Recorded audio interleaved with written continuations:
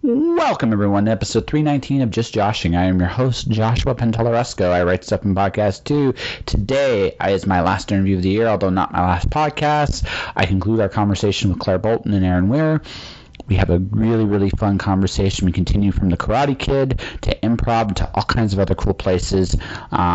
I get okay with not being cool anymore. I learned to live with it, and a few other things in this episode as well as I close off 2019. We'll talk about that all at the end of this episode, but I think we're just going to get right into the conversation, and then we'll talk about where we go from there. Sound good? Sound good. Think you have what it takes to survive? Then get your ass to Mars. Get Your Ass to Mars is the latest simulation sensation courtesy of Indie Imprint. You are pitted against the hostile nature of Mars. Can you survive and pave the way for future colonists? Or will you succumb to the many pitfalls and obstacles in your way? Get Your Ass to Mars, the Dragon Edition, is available now on PC and Steam. Go to indieimprint.com for more details. To get to the interview, I should actually mention that Get Your Ass to Mars, the Dragon Edition, is currently on sale for the Steam store right now is for 30% off. So if you guys go to the Steam store, which the link will be provided in the description of this episode, just click on it, buy it. It's a great game. You should definitely check it out. All right, guys, let's get to that conversation now officially, shall we? Sometimes I look at a film and I go, well, what did the actor bring to it? Like I look at something like Mr. Miyagi from The Karate Kid. Yeah. Right? That whole voice, that tone, that was all Pat Morita. That was not, like, the script did not call for that. It was, like, and you could tell it was the actor bringing that character to life. And that character, and you could tell that because you read the script, it's a good script, don't get me wrong. The ability to make that, well, you could see where they went in that direction. But if Pat Morita didn't make the voice, didn't actually create the stance, like, the psychology of the character, like, Mr. Miyagi's a badass. Doesn't ever throw a punch in the first movie. I mean, outside of when he saves Daniel, doesn't actually do a whole heck of a lot. His aura carried the actual movie. I don't know. I've never seen Karate Kid. You've never seen Karate No. Kid? Wow. No. She lived in Yemen when she was in elementary school. Yeah, until grade 2. And I was back here. So you missed all of the early things. Have you seen Angels in the Outfield? Yes. Ooh. Yeah. I like that one. Yeah. Yeah, I've seen Angels in the Outfield. There's a lot of movies that I haven't seen simply because I'm like, eh. Well, I also don't like things that everybody else likes. There's nothing wrong with that. Yeah. See, I came to a conclusion the other day because I'm working with somebody right now in my day job who doesn't like to talk to strangers at all. It's a really... Fair. Fair. That's tough, though. Yeah. Well, it's an awkward spot because I can see the psychological damage. So I'm in a really tough spot with this one because it's like there are things that I personally find rude, but on the same token, it's like on the other hand, there's damage there. Mm-hmm. I don't So what's the etiquette I'm supposed to do here? But anyway, that's an aside, right? Mm-hmm. The point is The point is, she's playing all these songs that I have no idea about anymore. I'm like, I'm just not cool. I'm just not cool anymore. And there's like, and I said, it's like, man, I haven't heard saying. It's like she because we were talking about Backstreet, and I put Backstreet because blah blah blah. It's like I don't really care what you put on. I just don't know any of this stuff anymore, right?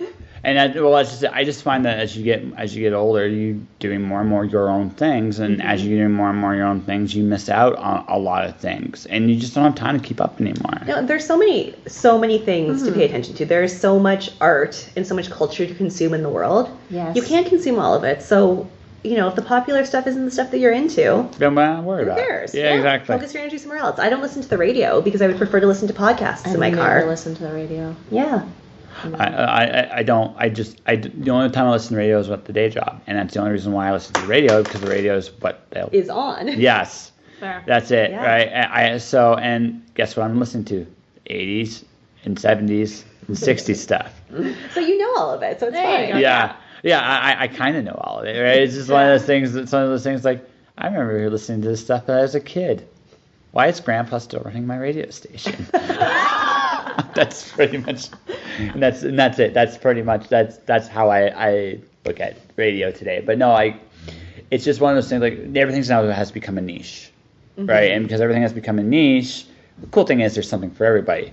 If you're a vampire, steampunk, romance person, that is there somewhere. That's there. It's there. Right, and if you like, penguin, steampunk, horror, I'm sure that's there too. Steampunk involved. Yes. Yeah, there's a lot of steampunk. No, actually, there really is a lot of steampunk. There is. It's true. Yes. Mm-hmm. Or okay, let's do one with no steampunk in it. Like, let's see, fairy tale, urban fantasy / noir. Right? That is very much a genre. In fact, Shawnee McGuire's October Day series is exactly that. Yes. There you go. Yeah. Right. But that's like there's like everything's niche now. So there's something for everyone, and there's 7 billion of us. So just basically it's about putting your hands. Here I am and trying to find that in a sea of voices. Yeah, helping I don't want to say helping your tribe, but I saw someone wearing your Vibe Attracts Your Tribe t-shirt earlier today, and that's the only word that's in my head now. But helping your group. Yeah. Helping your niche find your work, and that's where the struggle comes from. Yeah. Well, yeah, and that's why I'm doing this thing right here, because I somehow became a platform. I'm not quite sure how that happened, but it did. It's all good. Yeah. And if you enjoy it, then there you go. go. No, absolutely. I wouldn't. I have episode 300 in the can. Does that? Yeah. So this might be 301, 302, probably 303. I have the Dr. Seuss up as episode 301. That's important. Yes. Yeah. So did you start doing this before you started doing When Words Collide, or did this come as a result of the conversations you had there? It was by accident from When Words Collide. Oh, no way. So I've been doing interviews for 20 years. Wow. Yeah, no, I started off by trying to break into comics, and a good way to break into comics is to interview. Now, my interviews then were very bland because they are when you start. And then about 3 important things happened. About 5 years ago, I met Simon Rose. Now, Simon is a character, and I used to come into just like interviews with questions. And then after talking to him for 5 minutes, I just threw my questions out the window because he is such a unique person unto himself.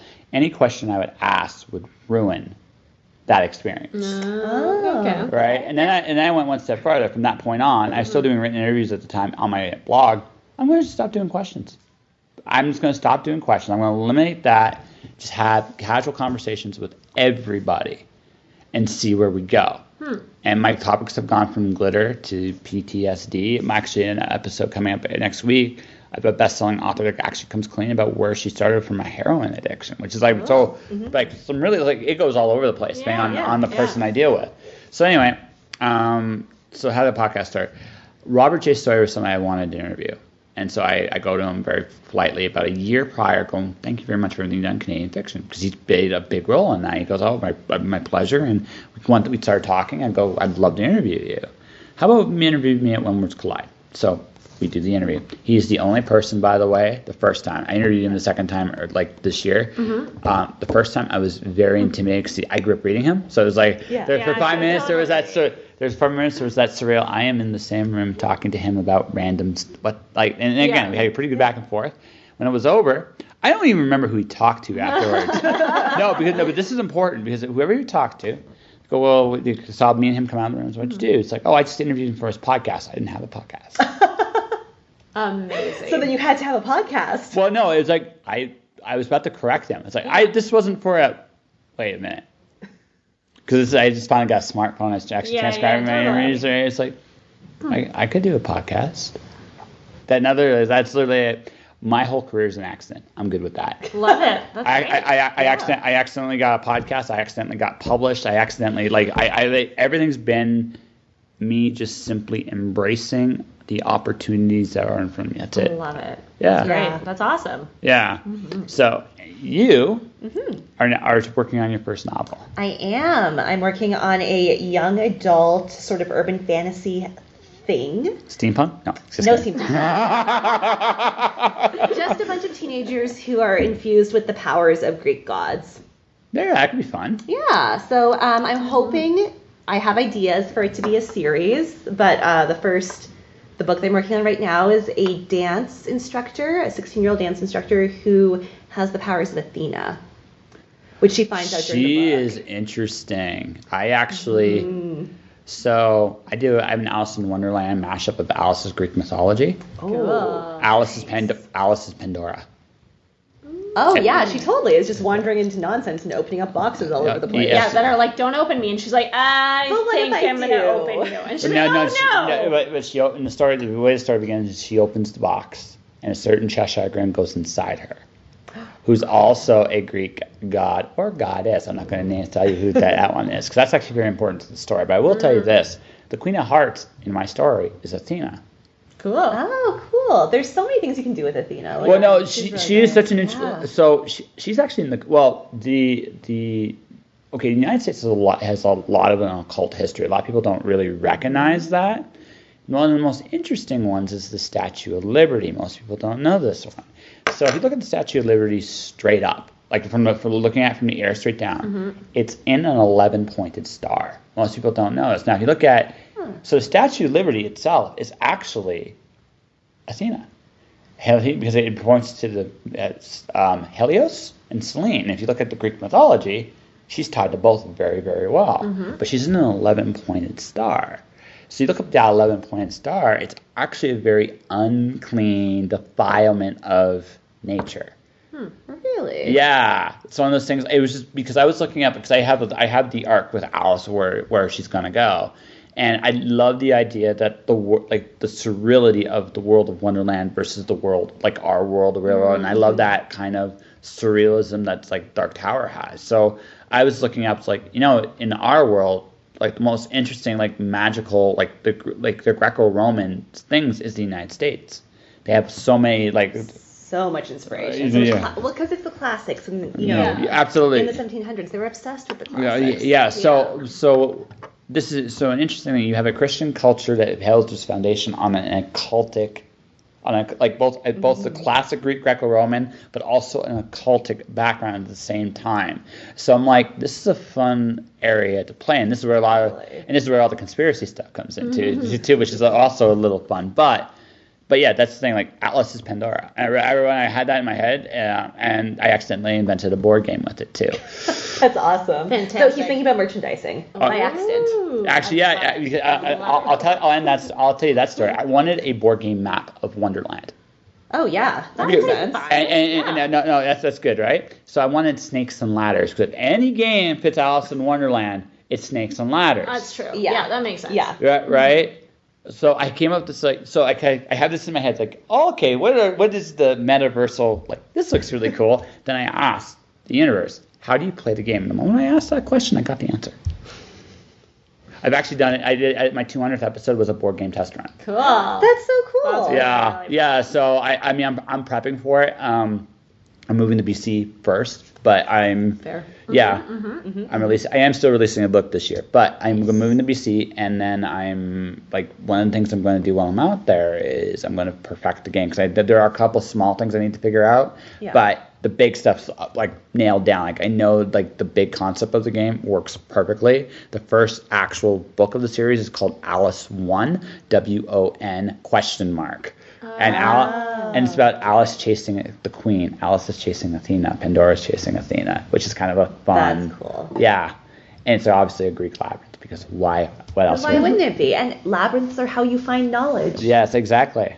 And for Alice, it's about finding out who she is again, which is really cool. So That's really cool. Yeah. So again, my whole career is an accident. I just embraced it. Right? Just follow your ideas. As you should. Which, I mean, may lead you to a red queen, but that's okay. Whatevs. Yeah. You can figure that out. Well, or eventually, one way or the other, or off in my head, one or the other. That's just the way it goes. But I mean, if there's anything people can learn from me, it's just embrace your accent and let them take you wherever they go, because they'll take you to neat places if you let them. Totally. So, absolutely. So you're back in school. Are you going back to school, or do you have your own?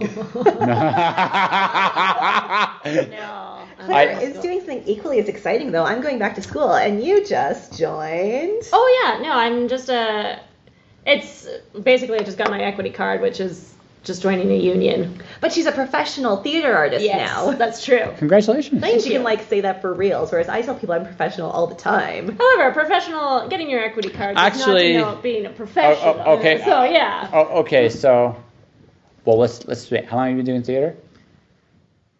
10 years. 10 years since we graduated university. Yes. Yeah. So that would make you an expert. That's true, which is why I get to talk about it Yes. on panels. Yes. That would make you an expert because 7 years is what it takes to be an expert at anything, and you are an expert. Yeah.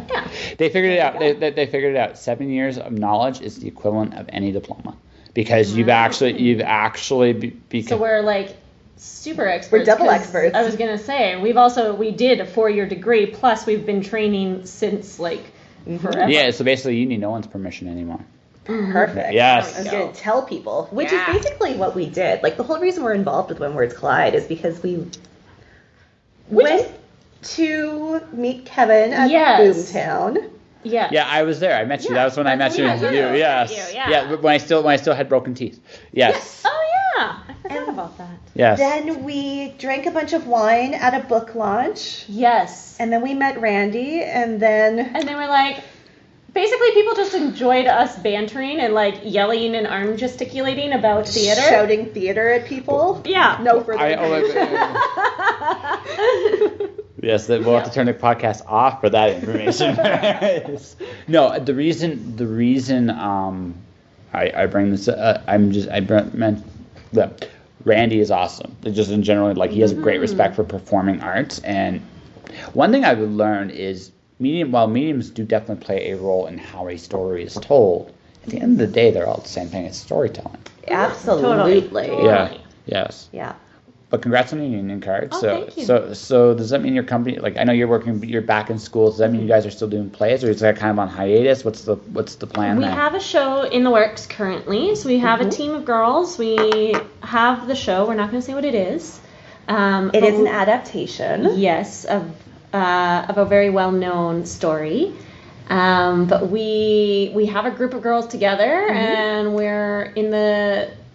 So we've been in the writing stages for about a year, and we thought we would try something different this time and just like write until we felt good and then put a timeline on production. Yeah. And we have discovered, as many do, that work expands to fill the time given, so we need to book a theater. Yes. Now we're at the point where we have we have the story. We know what we're writing. And we've got a couple of scenes Done. like solid and polished, and now we're like, let's figure out when we are going to actually produce this so we can give our girls some urgency. and clean up everything we need to. And urgency is very important. Yes. You actually do need it. You need deadlines, otherwise you can just write and create and build for eternity. Yes. You can spend hours just watching TV shows that connect to. I was going to give away what we're doing. TV shows that connect to the myth story that you were using. Yes, exactly. Which might actually still be better than going down YouTube rabbit holes. Yeah, we haven't done YouTube on this one yet. Which we could easily do, and it would never end. No. So we project that by the end, we like to do shows first thing in the theater season. Theater season starts in September. Mm-hmm. So I would guess we're going to do the show next August. Okay. Yeah. That's cool. Yeah. Yeah. And we do like to do long form creation, so we have time to write, get it up on its feet in front of an audience in like a workshop format, get feedback. We get useless feedback at the show because everyone is just. It's amazing. It's nice. A lot of it. Yes. We sometimes get really random questions because we ask for it. We ask for people to give us feedback and give us questions, and we'll get ones that are like, why are they talking in this scene? And you're like, what? And so what then does you that have mean? to dig below and figure out what the actual feedback is. So one of my all-time favorites, like my novel coming out, I used the old superstition of the fact that there's no 13th floors. So the 13, because again, it's real. If you go to enough old buildings, you'll see that there's no 13. Yeah. Right? So I decided to make that as the cue. I also, if I ever do adapt this into a film someday, right, and I am thinking, I do think very long term on shows. So, yeah, right. Well, 13 can be a cue throughout the movie without actually. One of the subtle things I did in the story is I put all kinds of little 13 cues throughout in different ways. You may not always recognize it, but it's there, right? And it's a subconscious thing because I'm nuts that way. It's one of those little like detail things, but it's also just because it fits the story. It's a visual cue that people understand, right? Yeah, totally. Right? Someone hated it. There's no superstitions in the future, And I'm like, in my future there is. well, no, it's not even Yeah. it's not even that. It's like, okay, my response actually was going to be, how many people in this room have a lucky anything right now? Yeah. Right? It's like, and someone will raise their hands like, I have a lucky quarter. I wear lucky underwear. No, I did not need to know that. I don't need to know what your lucky thing is. I just Yeah. hands up if you have a thing. Yes, that's right. And then you find that at least a third of the room does. At least. Sometimes more, depending upon... Well, you look at superstitions in sports, and it's why, like, the playoff beard is a thing. Or like even little things that people do that they don't realize are superstitious. Like when I am in a show, I always take opening night off from work, and I always go to Chibo, which is a restaurant here in Calgary, and they have like a $5 pizza for happy hour. So I go there by myself, I have my $5 pizza, and I read my book, and then I go to the theater. And that, in its nature, is a superstition. Yeah, I'm not, absolutely. I'm not doing it to avoid anything. No. But it's a superstition. Yeah, it's like a routine, a thing that you, like, superstitions can take different turns, and that's the way, like, it's your feel-good routine for opening night. Yeah, it's and also... that in itself is a superstition. Exactly. Or it's like watching a Dallas Cowboys football game, and you're like full uniform, and you just popping in every touchdown, right? And you're like, yeah! That's like... If that's not superstitious. And then what is? Yes. Won once while you did it, you're going to try it again every single time they've got a game because they might win again. And they do sometimes. And sometimes like, yeah, and sometimes like, no, but you know what? It's like, especially if they're on a hot streak, I'm not messing up the streak in any sort of... I'm just gonna do it. Because, Yeah. and it's like that episode of The Simpsons where Homer's bowling. And he's realizing he's bowling a perfect game, and then he has to start doing everything exactly the same. Yeah, it's kind of one of those things. Man, I miss when The Simpsons were funny.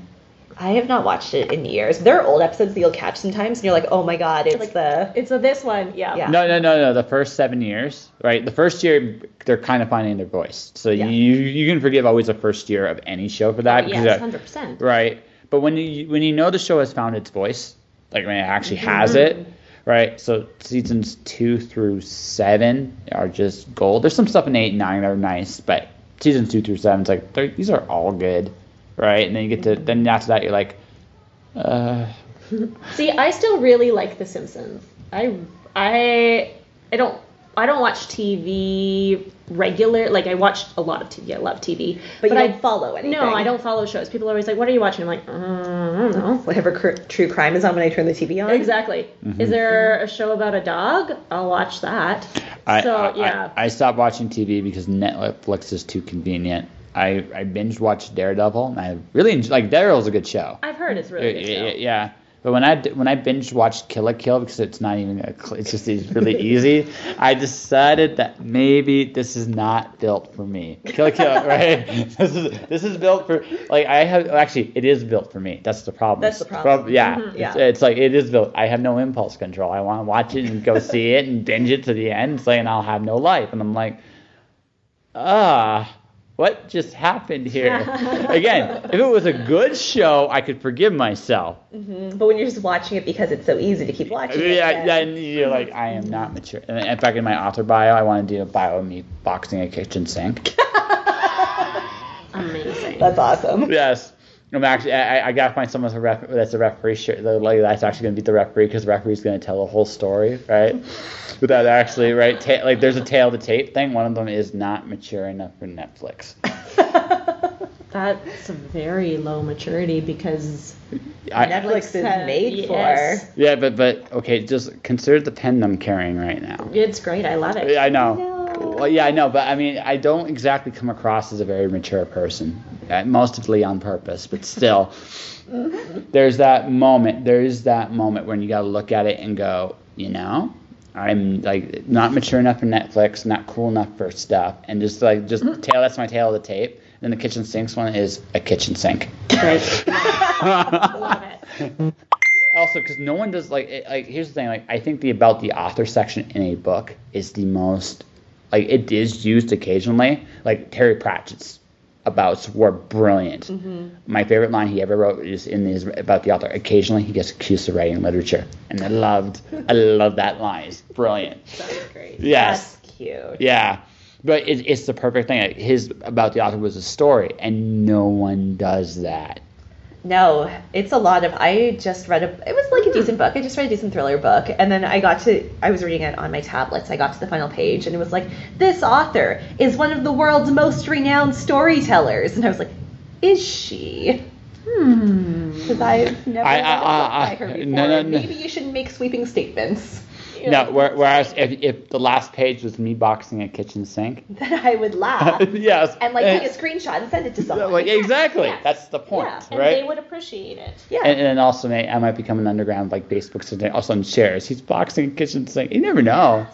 And if you have ongoing books, you can box other things. Exactly. Well, so in book two, the kitchen sink is actually triumphant. The referee is actually. Amazing. It's just the story. Oh, it's just the match. It's the boxing match. Yes, it's the journey to finally conquering the kitchen sink. That's fantastic. That's important. That's like the hero's journey. Yeah, exactly. Yes. Exactly. The referee is actually going to be drinking whiskey with the kitchen sink because he just has no idea what just happened there. I love everything about that. And you'll come up from behind. There will be a rematch. Well, I already know. Like the kitchen sink. I'm actually I'm trying to figure out how to make a kitchen sink fat.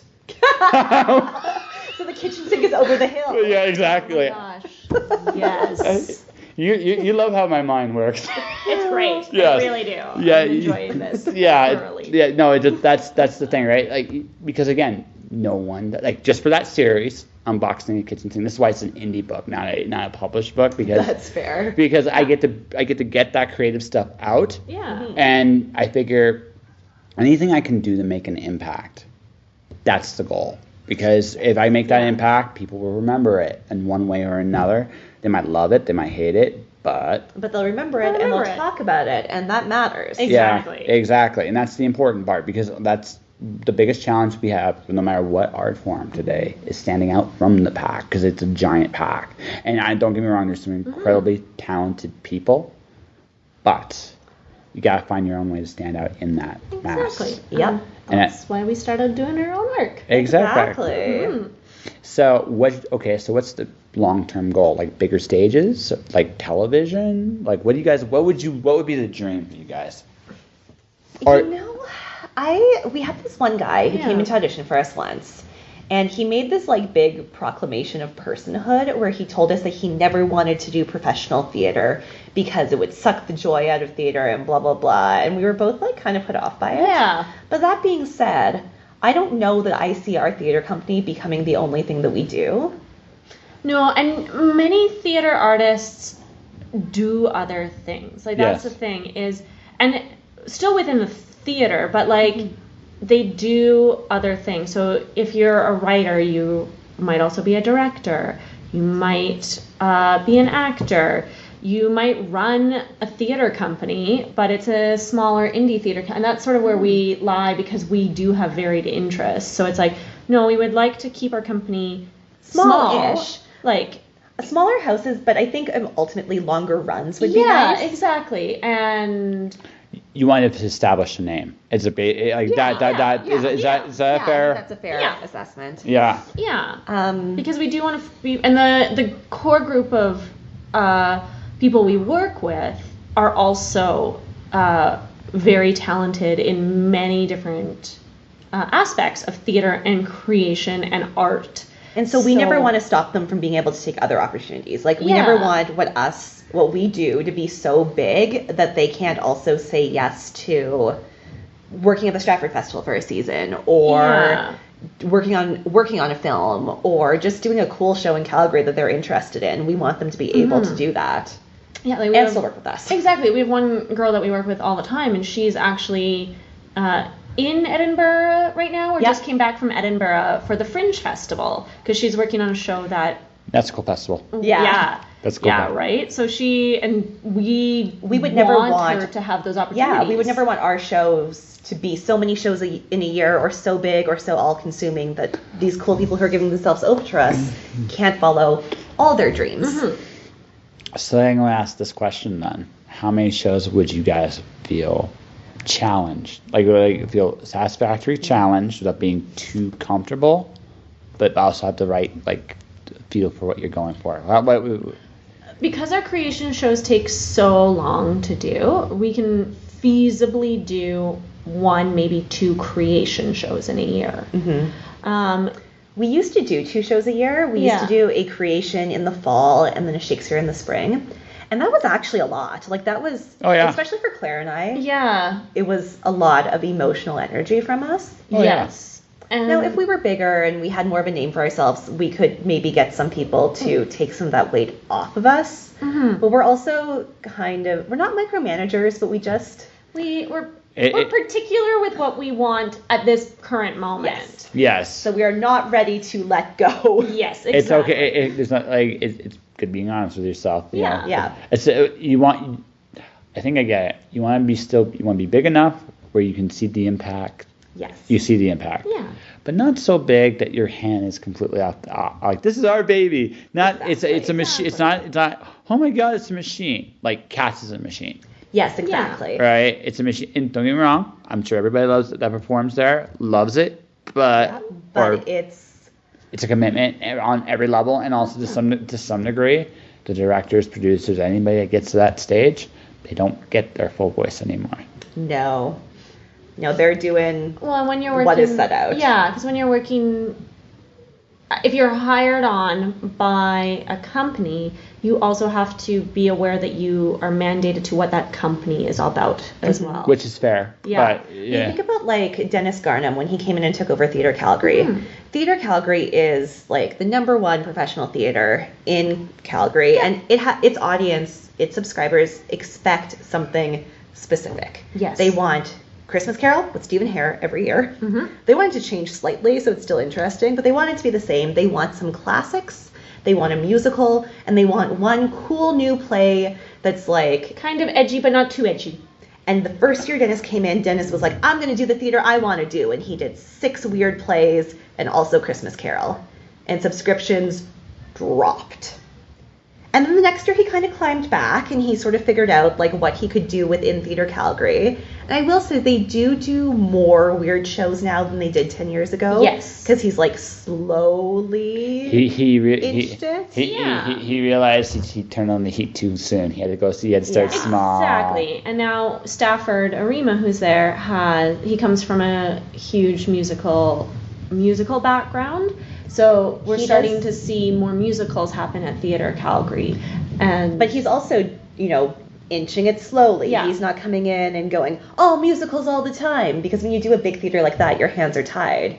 Whereas with our theater company, we were like, you know what? We're going to do a Western this year. You're going to do Western Muppets just because. Yeah. And people will be like, okay. Yeah. And we'll see how it sells. It may not go well for us. But no one's going to go, guys, maybe don't do Western Muppets. Exactly. Your subscribers...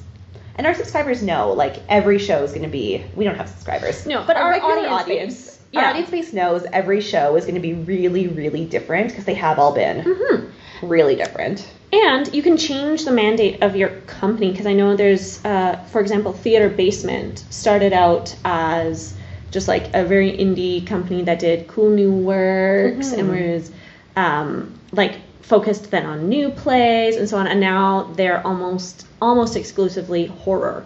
So they're horror genre, and they'll do established plays. They're doing Women in Black, aren't they? I think they are. There's a company. Someone's doing Women in Black. Yeah, but that's now their market, and so they've taken what they grew from. They had a couple of different artistic directors along the way, and now are established that they are the horror theater company in Calgary, and it's really cool.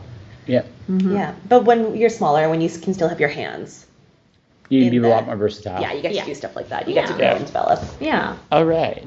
I do think, at least for the purposes of the recording, we have an interview here. What do you guys think? Totally. Yeah, absolutely. Yeah. So plug whatever is coming up for you guys next, and how people can find you. Yeah. Okay. So I think the best way to find stuff about our theater company, Full Circle, because we have scrapped a website. We are not paying $200 a year for website hosting fees. No, we have a Facebook page. We have a Facebook page, and everything is also contained on my blog, which is just a flimsy plan. Because, as you can tell, our plans are really good. Not at all flimsy. No, never a flimsy plan. Not with us. So if you head over there, you'll find Full Circle Theater stuff. Yes. And you'll see my rants and about theater and restaurants in Calgary. And sometimes my personal life. It's true. Yeah, that's the best way to find Full Circle Theater. How about you? what I'm working on next is a show called 509 with the Making Treaty 7 Cultural Society. We start rehearsals next month, and then the show goes up top of October. Good luck. Thank you. All right. A second here. This episode of Just Joshing is sponsored by Indie Imprint. Indie Imprint supports creators by creators. Whether you are writing a book or creating a video game, Indie Imprint works with its clients to produce, edit, and present their projects to the world. For more information, check out their website at www.indieimprint.com. And that was my conversation with Erin and Claire. Guys, you were great. I'd love to have you guys chat again anytime you want. And guys, and my listeners, if you get a chance to see them perform, do so. These are two talented, clever, ingenious women that are changing the world around you, literally by just coming up with their studio and just doing the things they're doing. Erin, I'm looking forward to the day your novel is done. Claire, congrats on being such a cool professional. I was thrilled to chat with you both. And just like that, 2019 has come to an end. I have the Dr. Seuss stuff as my next episode, but there's not really going to be too much going on there, other than the fact that I am doing a little bit of a spoof on the commercial for Get Your Ass to Mars. Jeremy had some fun with it, and just because the episode's not a serious one, that will be the tone of it going forward. But besides all that, we're done with interviews this year, and I have a ton of good interviews that are coming next year. I can't believe I had this many stored. I still haven't gotten to what's in my new microphone yet. I'm still on the old stuff, and there's still a lot more to come. It's been an incredible ride. I have some incredible guests. I'm already starting to interview this year in Vancouver. I just interviewed my first guest yesterday. I was on the radio as well yesterday, which was super cool. And it was, like I said, it's been a wild ride, and it's going to be wilder going forward.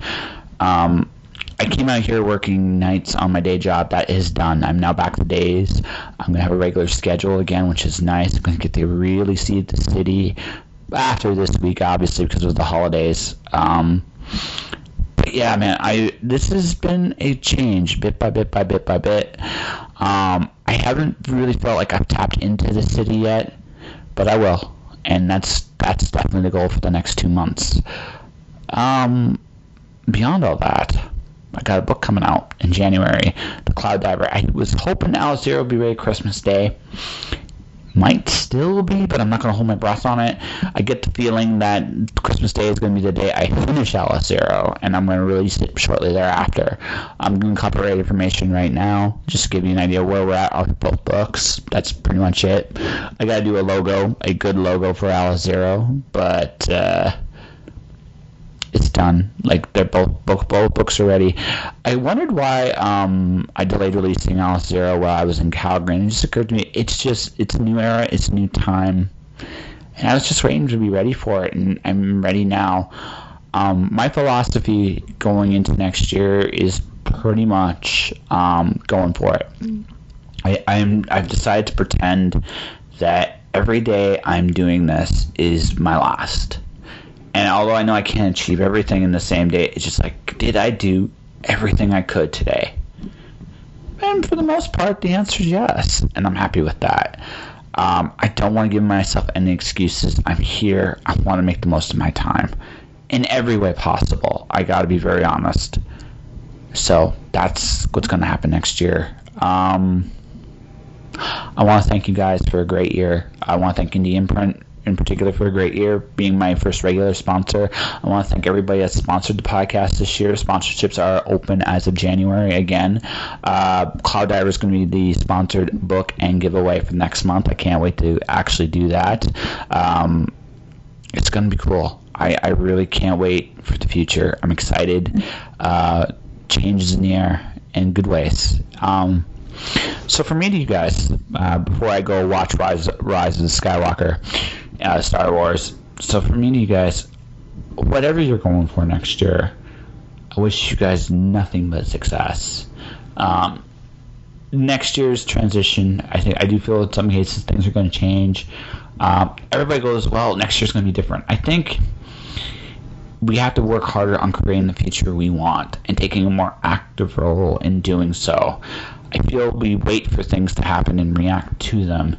Better to act and create things ourselves. That's kind of my thinking, and that's my goal going forward into next year. I hope to see you guys in the days and weeks and months to come. And that will do it for this episode of Just Josh. And if you want to support the podcast, you can do so a number of different ways. You can subscribe to the podcast. I'm on iTunes, Spotify, Google Play, Podomatic, and a bunch of other places where podcasts are played. Click the subscribe button, leave a review, share as a podcast, wherever you are. I'm really, really proud of this show. I really am happy with everything I've done with it. And I thank everybody that listens to it. My books, The Watcher, Storm Dancer, Wandering God, courtesy of MirrorWorldPublishing.com. Right now, you can go try them for free. Go to MirrorWorldPublishing.com for more details. Indie Imprint's my sponsor. Definitely support them if you're an independent creator of any kind, whether you're a writer, gamer, or musician, or other. They will help you. They are a great company, and you should definitely check them out. IndieImprint.com for more details. My YouTube channel is Joshua Pantellaresco. My Twitter and Instagram is at jpantellaresco. My merchandise, I have a Sparkle Sparkle t-shirt. J Pantellaresco, JPANTALLERESCO.redbubble.com. Got some shirts there, got some merchandise for the podcast. If you want to support the podcast that way, feel free to do so. Beyond all that, stay inspired. Have a great holiday, guys, and I'll see you guys next year. Josh.